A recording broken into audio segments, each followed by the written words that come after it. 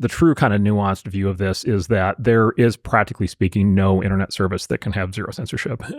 And by the way, that also mirrors, there is no country that actually has limited free speech either. The U.S. First Amendment actually has 12 or 13 formal carve-outs from the Supreme Court over time, so incitement to violence and terrorist recruitment and child abuse. And so, child pornography and so forth they're not covered by the First Amendment. And just practically speaking, if you and I are going to start an internet company and have a service, we can't have that stuff either, right? Because it's illegal, or it will just clearly, destroy the whole thing. So you're always going to have a censorship engine. I mean, hopefully it's not actually in the browser, but you're going to have it for sure at the level of an internet service. But then what happens is now you have a machine, right? Now you have a system where you can put in rules saying we allow this, we don't allow that.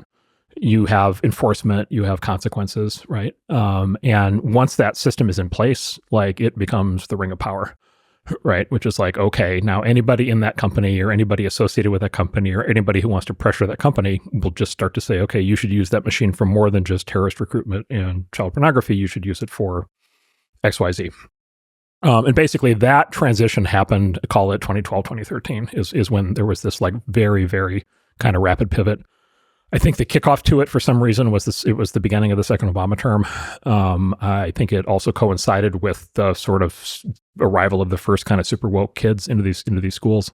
That kind of, it's the kids that were in school between for the Iraq War and then the global financial crisis. And they came out super radicalized. They came into these companies and they immediately started mounting these social crusades to ban and censor lots of things.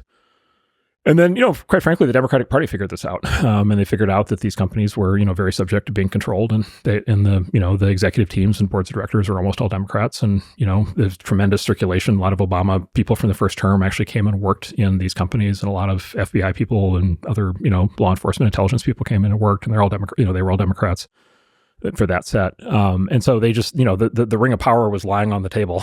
It had been built. And they, picked it up and put it on, and then they just ran. And the original discussions were basically always on two topics. It was hate speech and misinformation. Hate speech was the original one. And the hate speech conversation started exactly like you'd expect, which is we can't have the N-word, in which the answer is fair enough. Let's not have the N-word. Okay. Now we've set a precedent.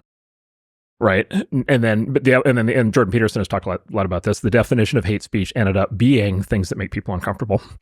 Right. So we can't have things that make, people uncomfortable. I, of course, people like me that are disagreeable raise their hands and say, well, that idea right there makes me uncomfortable. But of course, that doesn't count as hate speech. Right. So, the ring of power is on one hand and not on the other hand. And then basically that began this slide where it ended up being that, completely anodyne.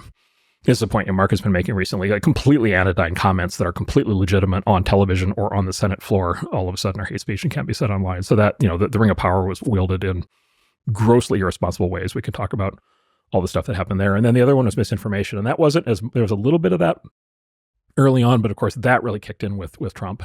So the hate speech stuff predated Trump by 3 or 4 years.